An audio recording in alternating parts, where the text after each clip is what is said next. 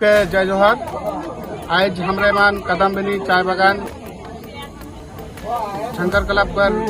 football ground में हर साल की तरह इस साल भी करम पूजा करा थी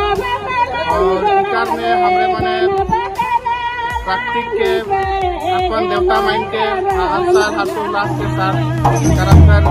पूजा करीला और दौरे सुबह जानीला कि आदिवासी मान प्राकृतिक प्रेमी है गए से वजह से जहाँ जहाँ आदिवासी मना है वहाँ हर जगह में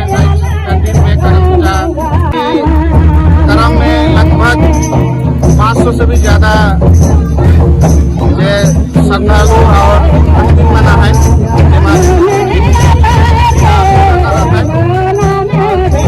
करम पूजा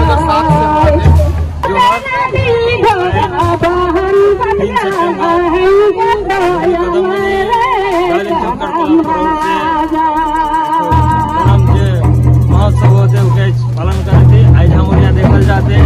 बहुत जमात हो है पार्वती बहन है और कई जे विसर्जन है लेके संगठित बढ़ाए पूजा कमेटी का सेक्रेटरी